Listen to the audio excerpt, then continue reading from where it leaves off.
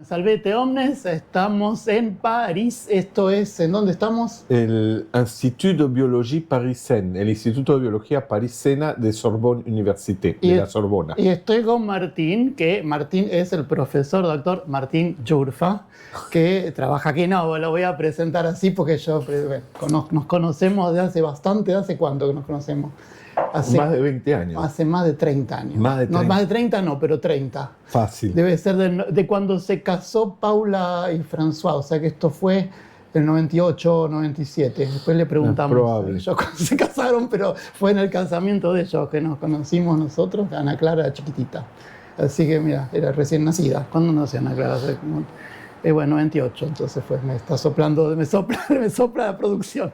Así que bueno, también nos conocemos en una relación muy especial con Martín, porque Martín fue mi director de tesis doctoral, así que eso me llena mucho de orgullo que nos podamos ver. Yo terminé la tesis hace exactamente 20 años, así que es un poco este reencuentro. Tesis que empezaste en Berlín y terminaste en Toulouse. Exactamente, así que una gran cosa.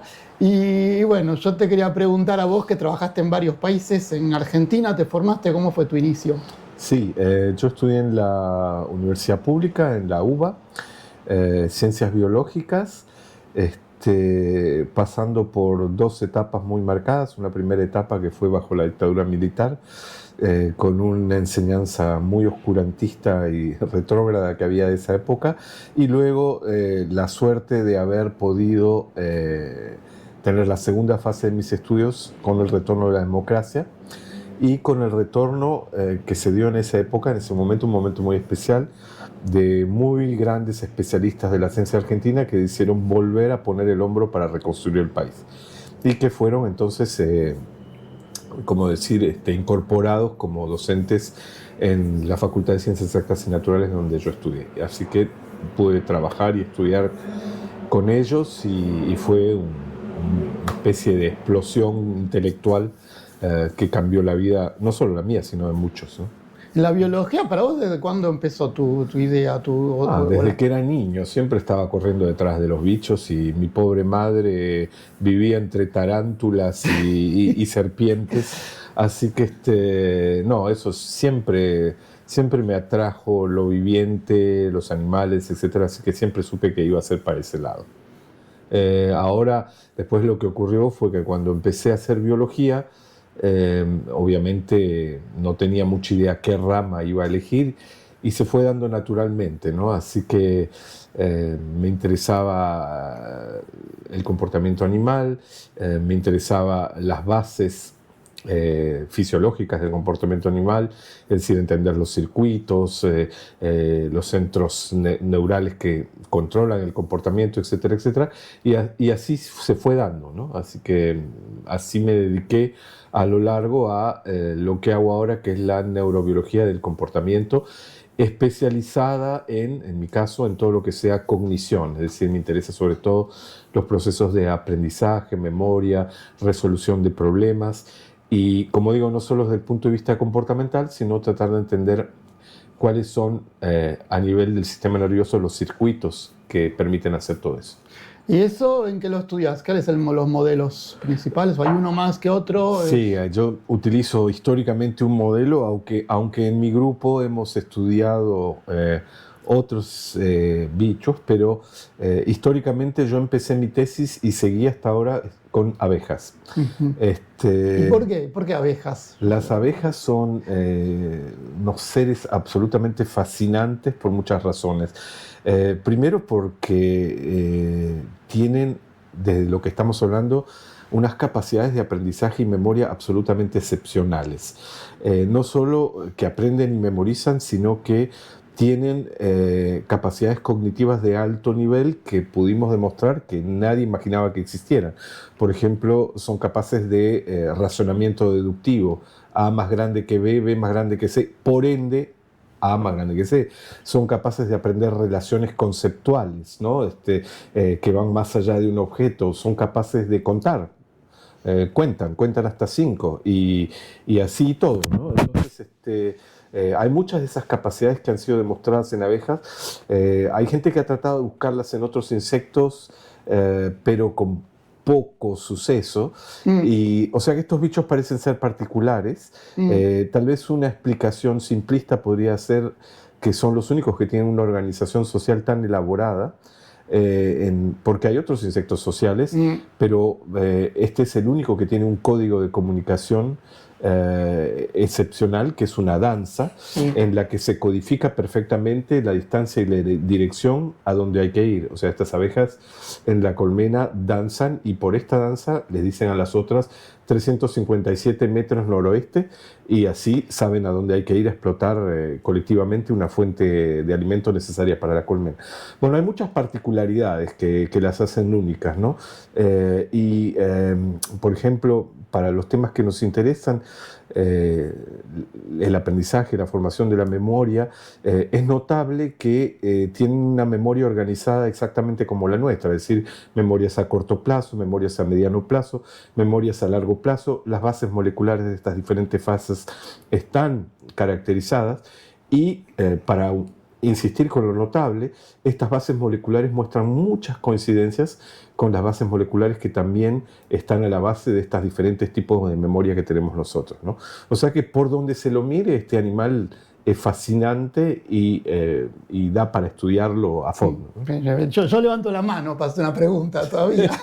Que bueno, eso sí, pasan los años, pero seguimos haciendo igual. No, una pregunta, cuando hablas de largo plazo, corto plazo, mediano plazo, ¿de qué tiempos es? Estamos hablando, por ejemplo... ¿Cuánto vive una abeja? Claro. No sé cuánto vive una abeja, pero la gente que me escucha... Memorias a corto plazo, generalmente en el caso de una abeja se habla de, evidentemente, segundos hasta varios minutos, puede ser 15, 20, hasta 30 minutos, una memoria a corto plazo. A partir de ese rango de minutos, 15, 30 minutos en más, hasta un periodo de varias horas, por ejemplo, que puede ser hasta 12 horas, 10 horas, 12 horas, es lo que se define como memoria a mediano plazo. Una vez más, no son definiciones arbitrarias. En este rango de tiempo ocurren procesos moleculares que son propios a esta memoria, luego propios a esta otra, y así sucesivamente. Y memorias a largo plazo se conocen dos tipos. Una que es la memoria de largo plazo temprana, que empezaría... Ahora vamos a corregir, pero primero te doy la versión de los libros, que empezaría a 12 horas después del aprendizaje. Y es una memoria que es de largo plazo porque ya solicita la síntesis de proteínas, pero a partir de ARN, se dice así en castellano, ARN existente. Y luego viene la memoria a largo plazo tardía, por la cual se genera nuevo ARN y se sintetiza proteína. Y esta es de 24 horas en más. Entonces, estas eran las diferentes memorias. Hoy sabemos que esta idea de segundos, minutos, horas, 24 horas y más de 24 horas cambió. Porque ahora sabemos que esta idea subestimó la capacidad de estos bichos de formar memorias a largo plazo mucho antes de lo que se pensaba. Ahora sabemos que estas memorias a largo plazo que necesitan la síntesis de proteína pueden aparecer incluso 4 horas después de haber aprendido algo. O sea que el animal en esas 4 horas, ¿qué pasa? Como si no se acordara y... No, en esas 4 horas pasan los otros procesos, corto plazo, mediano plazo, pero a partir de 4 horas ya te empiezas a formar la síntesis de proteína para formar la memoria de largo plazo. O sea, no es que el mediano plazo tiene que durar muchas horas. Aparentemente puede ser mucho más corto y ya en un plazo mucho más corto se acelera y empieza a formar memorias a largo plazo. Impresionante. O sea, que son mucho más rápidas de lo que pensábamos. Y esto, el resultado cambió porque, como bien sabes, porque estuviste ahí y eras parte de esta constelación, la mayor parte de estos resultados sobre memoria fueron obtenidos en Berlín por la escuela berlinesa de Randolph Menzel, donde estaba yo y luego llegaste vos. Y algo que me molestó históricamente en esos estudios es que para caracterizar la memoria de estos animales, lo que se hacía era ir a la colmena y agarrar cualquier abeja. ¿Por qué? Porque simplemente el el periodo en el cual las abejas están activas en Berlín es sumamente reducido, porque es un invierno permanente prácticamente. Entonces molestaba el haber utilizado animales que por ahí no estaban en una buena motivación para aprender y memorizar en base a una recompensa alimentaria. Tiene que ver con que eran abejas que se tenían en una sala climatizada. Exactamente. Eso, vos, mi poca experiencia en Berlín, estuve meses en Berlín, pero recuerdo que al final de mi estadía era el invierno y a veces las abejas, bueno... Por eso. No. Pero la gente tenía que trabajar y las agarraba igual. Hace frío. Entonces, y acá cuando se hizo un experimento totalmente diferente donde se dijo, bueno, solo se van a utilizar abejas entrenadas a un alimentador y que llegan a ese alimentador y que entonces tienen una motivación total, también porque teníamos muchos resultados sobre comportamiento apetitivo que venían de trabajos hechos en el grupo de Gabriela que mostraban que evidentemente la motivación alimentaria era súper importante para lo que uno estaba estudiando. Entonces ahí se empezó a controlar de mucho más cerca qué tipo de abejas se usaban para esos experimentos, qué motivación tenían, y ahí cambió la cosa, por ejemplo, a partir con esto de la memoria, ¿no? Cambió. Pregunta por ahí, porque claro, está buenísimo, nos podemos quedar horas, pero la idea no es, vamos a dejar a la gente con la idea, dejar que quede las ganas de seguir escuchando. Y dos cosas, pues un poco para discutir, aprovecho y discuto, porque vos decís, la abeja tiene capacidades excepcionales que otros insectos sociales no, y yo trabajé también con hormigas en temas de cognición de aprendizaje y eso se siguió, ¿no? Por otro lado. Y yo creo también que una de las diferencias que hay con otros insectos sociales es que la abeja es un animal doméstico, que hace mucho que está con el hombre y que se la conoce mucho, se sabe cómo tratarla. Lo mismo, no hace falta ser científico, un apicultor capaz sabe más incluso cómo tratar a las abejas para que se comporten. Justamente... Y cuando tenés otros animales que los tenés que no los puedes criar incluso, que los tenés que agarrar en el campo, como son las hormigas, y ya les cambiaste mucho. Claro. El nido no es más el que hacen eso. Yo creo que también un poco se pierden ciertas posibilidades, ¿no? De hacer la pregunta o de obtener la respuesta. Por ahí, por esa falta de relación. Seguramente. Lo que vos describís es justamente lo que hace al estatus de modelo experimental de las abejas. Es decir, un modelo es una especie que, por un lado, es accesible, se puede utilizar regularmente en el laboratorio sin tener estos problemas que hemos mencionado antes de tener que ir a buscarlos al campo y cambiarles todo, etc. Las abejas están en las colmenas, son accesibles, tenés una especie de suplemento regular de individuos para tus experimentos gracias a esta coexistencia histórica con el hombre. Entonces facilita el hecho de criarlas, de tenerlas para los experimentos, etc. El otro estatus de modelo es que haya habido décadas de investigación. Claro. Que es el caso, porque estos animales hace décadas que están, que están siendo estudiados. Recordemos el premio Nobel de Carl von Frisch sobre las abejas en 1973, pero había pasado toda su vida desde 1914. 50, 60 años exacto, estudiando con las abejas, poniendo a punto todos los protocolos experimentales que aún hoy algunos se siguen usando. Y a partir de ahí, justamente, el desarrollo, que eso es lo que hace también el estatus de modelo y que no todos los insectos tienen, de lo que se llama metodologías invasivas, es decir, poder entrar en el sistema nervioso con diferentes tipos de procedimientos, como que pueden ser electrofisiología, como de hecho es lo que tenemos acá. Tenemos acá esa electrofisiología. De electrofisiología. Vamos a hablar de electrofisiología, o medidas centrales de actividad nerviosa del cerebro por imaging de calcio o cosas así. O sea, se han desarrollado toda una serie a lo largo de décadas de trabajo de técnicas invasivas que permiten, en el caso de este insecto, tener una aproximación de lo que ocurre en el sistema nervioso cuando el animal está haciendo cosas. O sea, que se conoce, por ejemplo, en qué parte del cerebro y las interacciones entre las células que conforman el cerebro, que de alguna forma representan, ¿no? la realidad. Exactamente. Fuera un poco el código, vamos a usar un término que usamos algunas veces y que un poco uno abusa, que es el de codificar, ¿no? la percepción. En algunos casos se conoce tu trabajo mostró para la parte olfactiva cómo los olores son codificados en una estructura cerebral específica, que es el lóbulo antenal, y que muestra cómo son cartografiados diferentes tipos de olores ahí y cuáles son las reglas de diferencia y similaridad entre moléculas olfativas a partir de la actividad en ese centro olfativo, ¿no? Sí, así que, y eso unido con el comportamiento claro, que hace falta para claro, saber obviamente, a ciencia cierta, ¿no? lo que el bicho dice. exacto. Así que bueno, gracias por esto. Yo quería preguntarte también un poco más personalmente. Vos trabajaste en diferentes lados, estuviste en Argentina, en Alemania, en Francia, es así la recorrida. Exacto. Y esto, porque es interesante ver esto, bueno, yo también soy migrante, pero esta cosa de cambiar de lugar, de país, ¿tiene algo de especial, tiene algo de bueno, de malo, de difícil, de fácil? ¿Qué parece? ¿Qué fue? Una impresión. Si no, no hace falta que des un detalle porque son muchos años. De cada lugar aprendes cosas. Sí. Ajá.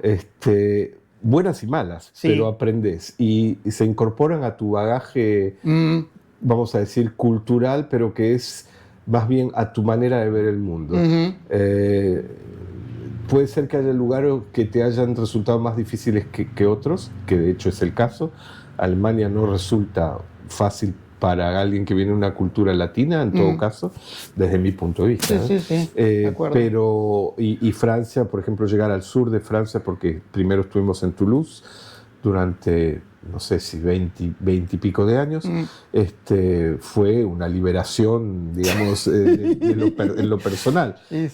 Pero a su vez, la manera de trabajar y etcétera era más ventajosa en Alemania que en Toulouse. Estoy de acuerdo. Entonces, en todos lados tenés cosas buenas y cosas malas, y yo creo que lo que vas haciendo es incorporando todo eso a tu visión del mundo, y al final, bueno, yo creo que de eso se trata, de rescatar lo que más aprecias de cada lugar para construirte a vos mismo, ¿no?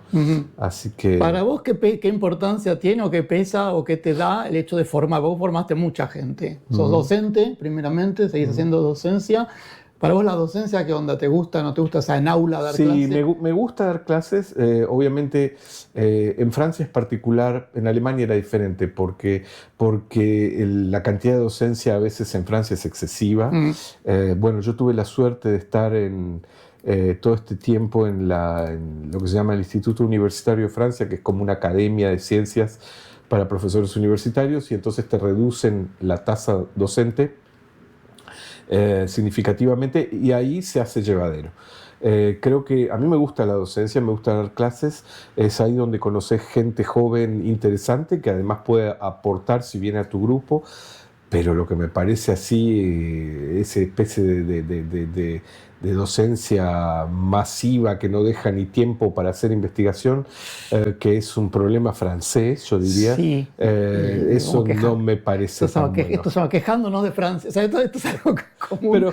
Pero Francia tiene cosas buenas. Francia tiene muchas cosas buenas, hace 1000 años que vivimos en Francia, así que a esta altura... A mí Francia me veo muchas cosas. Tenemos tus hijas, mi marido. No, pero... Francia, digamos, lo que a mí me parece, ¿no? También es que el modo de enseñar es el maestro delante del aula, es un poco colegio, y que no se puede cambiar, no se puede dar autonomía, no se puede enseñar, por ejemplo, uno estar disponible para consulta, pero que los estudiantes hagan investigación bibliográfica o trabajen un poco más bueno, eso no sé, porque práctica. Acá en Sorbonne se hace bastante y mucho más, porque en Toulouse no se hacía mucho, pero acá sí hay mucho de eso. En turno. Hay muchos módulos de enseñanza que pasan por incluso la invención del estudiante de proyectos ficticios en base a su lectura de literatura y cosas así, con reuniones regulares para ver si este experimento está mal pensado, ¿no? Pero bueno, en fin, son casos particulares. Sí. Y otra vez vos formás también gente, formás estudiantes de doctorado, jóvenes investigadores y también estudiantes de máster, o sea, de grado, ¿no? Vamos a decir. ¿Eso qué te parece? ¿Es importante, no es? Súper importante. O sea, estoy muy contento de que, bueno, formé muchos doctorandos. Creo que el otro día estaba viendo, creo que voy por un doctorado número 30. ¡Epa! O sea, creo que no me estoy equivocando si te digo eso. Pero, y hay mucha gente que siguió carrera y, bueno... Yo. Y que sigue ahí, y eso es una gran alegría, ¿no? Somos varios. Eso es una gran alegría. Así que es súper importante, por supuesto. Vos no querés que las cosas... en un momento vos te vas, pero si hay otra gente que sigue, bueno, sí, qué mejor recompensa. Sí. Y ahora que la ciencia está pasando por un momento particular como parte de la sociedad, yo noto mucho, y hay mucha negación de la ciencia, mucho ataque, no solo a los científicos, sino también a la idea de la ciencia. Sí. Eso, hay cosas que uno ni imaginaba. No sé si viste lo que pasó en el Congreso argentino ahora. No. Que hicieron un acto antivacunas. Bueno, tenés los antivacunas, los que dicen que la Tierra es plana, que el cambio climático no existe. Bueno, eso no pasa solo en el Congreso, en Argentina pasa a nivel más alto del Estado, y no solo en Argentina, lamentablemente. En Europa también, a nivel Unión Europea también, y a nivel Estados Unidos, a países que tienen mucho poder y que influyen en el mundo. Y no sé, ¿vos crees que hay alguna forma o algo que se pueda hacer o no sé si saber, pero yo me hago muchas preguntas de cómo se Yo podría? creo que una función importante es la actividad de vulgarización que puede tener un investigador. Hay muchos investigadores que les gusta estar en su laboratorio y que no los molesten porque ellos están para hacer ciencia, pero al mismo tiempo, dado lo que vos estás diciendo, y además por una función social, a mí me parece súper importante hacer vulgarización y decir, estos son los elementos, saquen ustedes sus conclusiones. Claro. Y, o sea, no es ir a bajar línea, pero decir, bueno, acá tienen elementos factuales, esto está apoyado por tal o tal experimento. Y bueno, y si vos haces eso y eso y eso, bueno, estás peleando contra una maquinaria muy grande de multimedia, redes sociales, cosas así.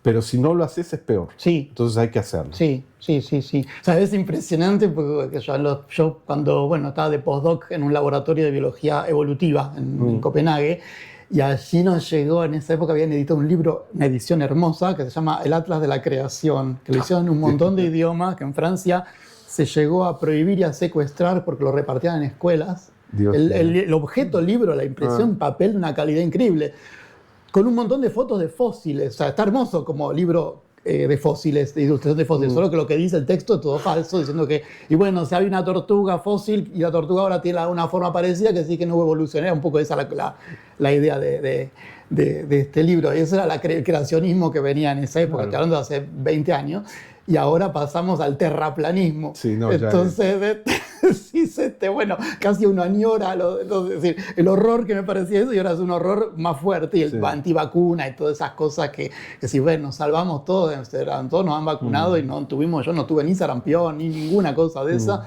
y a la gente antes se moría, los chicos se morían. Y ahora está volviendo. Y vuelve porque a esta gente se le metió esta cosa tan obtusa, y bueno, es difícil, y es cierto, no sé, yo veo que hay una intención, ¿no?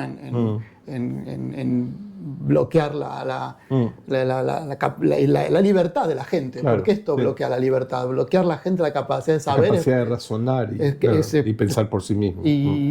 O pensar correctamente. No es que no piensa por sí mismo, pero no lo quiero decir en términos de que yo pienso y otro no. Solo que si a la gente le metes conceptos falsos, esas cosas las aprendimos, las hemos leído, no nos vinieron solas. Y si todo el día repiten cosas falsas, este tipo de cosas son el rol del científico. Sí, yo también comparto que es así. Así que bueno, te vamos a ir terminando. Si preguntas, comentarios, lo que sea, la gente puede dejar como siempre. Y bueno, muchas gracias. Bueno, gracias a vos, Mordi. Bueno, gracias. Y bueno, como decimos siempre, pues dejen en comentarios preguntas si les gusta. Si les gusta, den un me gusta y suscríbanse al canal. Y nos vemos. Suscríbanse al canal de Mordi. Ahí está, gracias. Lo dice la ciencia, no yo. Valete bene. Bueno.